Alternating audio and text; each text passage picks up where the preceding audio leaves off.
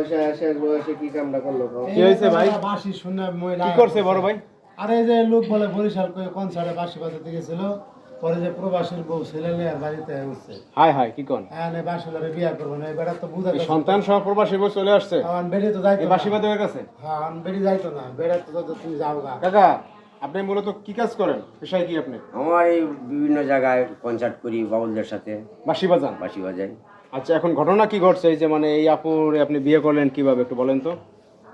এটা একটা প্রোগ্রামে গেছিলাম বরিশালে, আমার বাসি সুর শুনিয়া সে ভালো লাগছে, আমার বন্ধু বান্ধবের কাছ থেকে নাম্বার নিচে নিয়ে যোগাযোগ করিয়া সে আমার ঠিকানা লইয়া না আমার ছেলে নিয়ে আসছি। এখন আসলে আমি কী করবো, আমি কই পারবো? একটা মহিলা মানুষ আসতেই পারে, একজনের এক ভালো লাগতেই পারে, তখন তো আমার তো ফালানির ক্ষমতা নেই। এখন মনে করেন সে আপনার ছেড়ে যাবে নাই তো? এখন বলতেছি যাইতো গা, কিন্তু যাইবে না। শেষ পর্যন্ত বিয়ে শাদী করে আছেন আর কি, এই তো? হ্যাঁ। আচ্ছা আপনার গ্রামের বাড়ি কোথায়? হ্যাঁ, দেশের বাড়ি আমি কিশোরগঞ্জ। কিশোরগঞ্জ। এখন আছেন নারায়ণগঞ্জ ফতুল্লা, নারায়ণগঞ্জ এখানে বাসা বাড়ি থাকেন? বাসা বাড়ি নেই। ওইখানে সন্তানাদি আছে গ্রামের বাড়ি? আছে। তারা জানে বিয়ে করছেন? না তারা জানে না, কিন্তু সে জানে, তো জানাইছি। আচ্ছা এই যে আপু আপনার স্বামী থাকে কোন দেশে?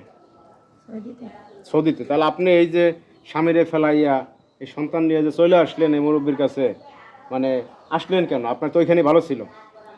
আমার কাছে ওনার বাঁশির সুর এতটাই মধুর লাগছে, এমনকি ওনাকেও আমার ভালো লেগে গেছে শুধু বাঁশির সুর শুনে, সেই জন্য আমি চলে আসছি। আমার ভালো লাগছে তাই। ভালো লাগছে যে চলে আসেন। এখন এছাড়া যাবেন না? না প্রবাসীর কাছে যাবেন না? না আরে ভাই এগুলো হইছে শুধু এখন আপনি কি সন্তান মাইনে নিছেন? হ্যাঁ, আমার তো আমার সন্তান নাই, একজন হইল। আপনি ওই জায়গায় সন্তানাদি আছেন না? ওই না, জায়গায় 3 মেয়ে। 3 মেয়ে, ওই জায়গায় ছেলে নাই। এই জায়গায় তো এখন ছেলে একটা পাইলেন আপনি।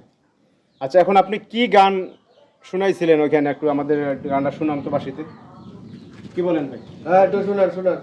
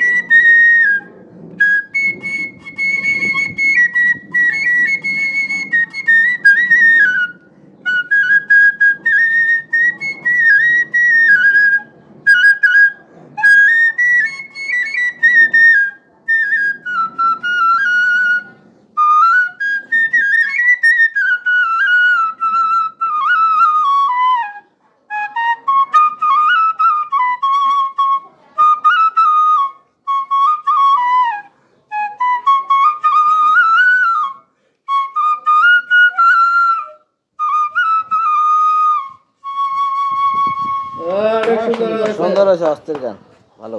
তো কাকা এখন ঘটনা হয়েছে যে সর্বশেষ আপনি এখন এই সংসার নিয়ে ভালো আছেন?